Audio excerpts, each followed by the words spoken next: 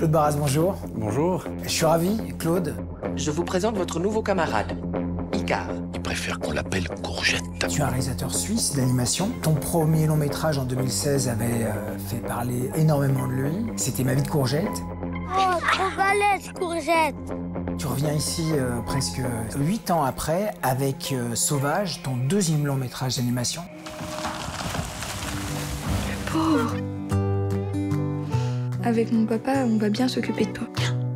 C'est un film qui traite de la déforestation, donc c'est l'histoire d'une petite fille qui recueille un bébé orang-outan. Et son papa travaille dans une plantation, et en fait tu nous racontes l'extinction en cours d'une forêt, la forêt de Bornéo.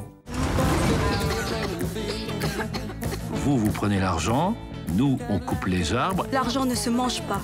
Comment est venue l'idée de Sauvage ? L'idée du film, je pense qu'elle vient vraiment de mes racines paysannes. Moi, j'avais des grands-parents des deux côtés qui étaient des paysans de montagne dans le Valais, qui vivaient de manière traditionnelle, proche de la nature. Et ensuite, moi, j'ai fui un peu la ruralité. Je suis parti à Lyon faire des études artistiques.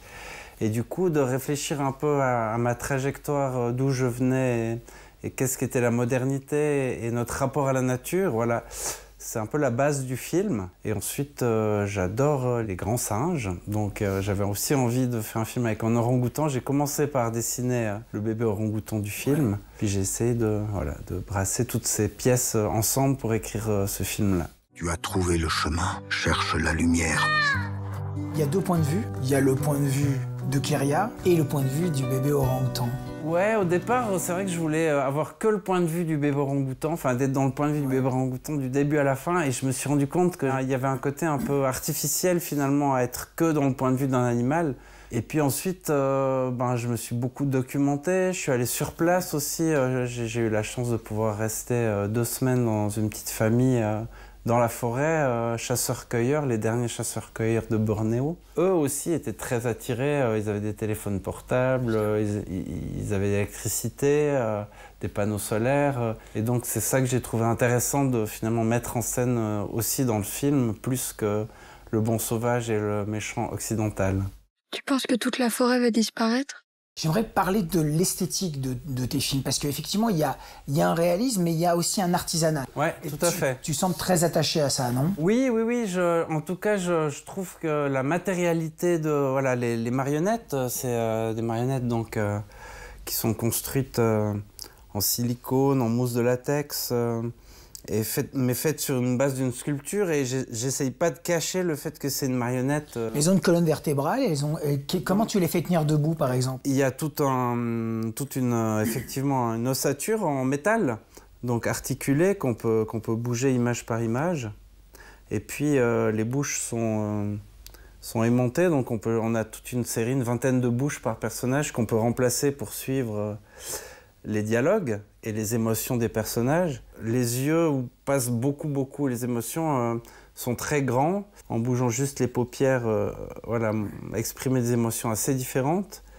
Donc il y a un système d'animation assez simple qui permet à l'animateur de rapidement mettre des émotions assez fortes sur des grosses têtes aussi, qui sont un petit peu comme un zoom sur les émotions des personnages. Ouais. C'est dingue!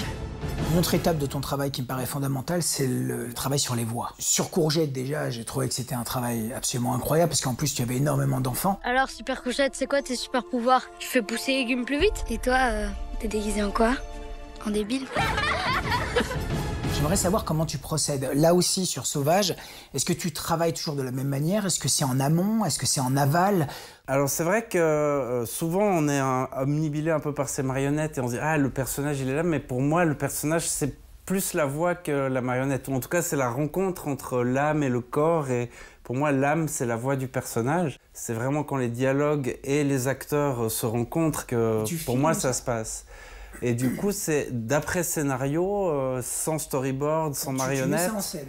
On met en scène et on enregistre les voix et on joue et on sort avec 30, 40 heures de rush. Et ensuite, moi, là-dedans, je vais faire du montage son comme je ferais un montage image en fiction. Et c'est sur cette ossature sonore ensuite que se construit la mise en scène et la fabrication du film. Donc je commence par entendre le film avant de le voir, ouais. T'inquiète, je sais comment faire. Avec grand-mère, on élève un petit singe et un bébé cochon. Un jour, ce singe, il faudra bien qu'on l'amène au zoo. Mais papa, tu m'avais promis que je pouvais m'occuper de lui. Le travail d'animation est complètement délirant. J'ai entendu que c'était 4 secondes par animateur, 4 secondes jour. Ouais. Donc quoi, tu fais avec 10 animateurs... C'est énorme, hein. Wes Anderson, par exemple, sur les films de Wes Anderson ou sur le Pinocchio de Guillermo del Toro, ils sont en dessous d'1 seconde par jour. Ouais. Mais du coup, nous, on est quand même très rapide. Donc si tu fais 4 secondes par jour avec une dizaine d'animateurs, ça te fait une petite minute par jour. Ouais, voilà. Je pense qu'on était entre 40 et 50 secondes par jour et ça a duré 7 mois le tournage. Sans compter les 3 mois de montage de studio et puis le démontage, donc une année de tournage à peu près. Ouais. Il m'a dit qu'on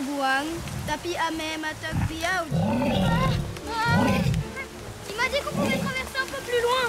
Super efficace le raccourci. Merci Claude, je te souhaite vraiment le meilleur pour ce nouveau film. Je te remercie beaucoup Claude. Merci à toi, c'était un plaisir.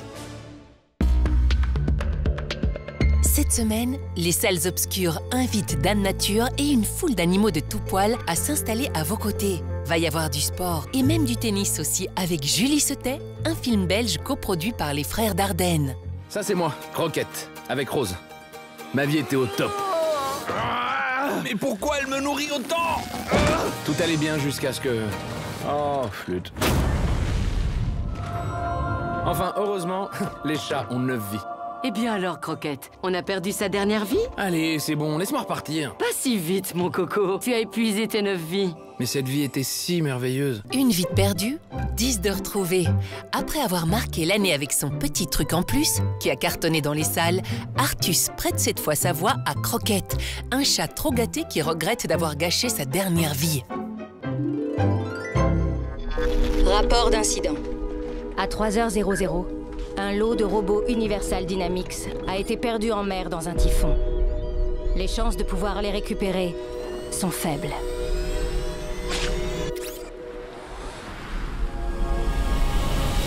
Signée DreamWorks, cette formidable épopée imaginée par les auteurs de Dragon a déjà atteint les sommets du box-office américain. Plongé au cœur de la nature en compagnie de Rose, un robot naufragé sur une île déserte. Au cœur de la forêt, où tout n'est que paix, une magnifique aventure est sur le point de voir le jour. Plus de 80 ans après le célèbre dessin animé de Walt Disney, le scénariste Michel Fessler, à qui l'on doit Le Petit Nicolas, signe une nouvelle adaptation des aventures de Bambi. Une belle histoire racontée par une fée de la chanson française, Mylène Farmer.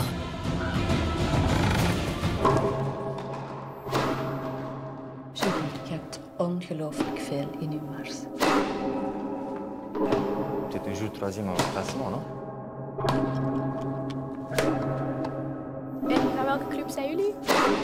Récompensé à Cannes cette année, ce remarquable premier film met en scène les troubles d'une jeune joueuse de tennis prometteuse face à son entraîneur pointé du doigt par la justice. À la semaine prochaine!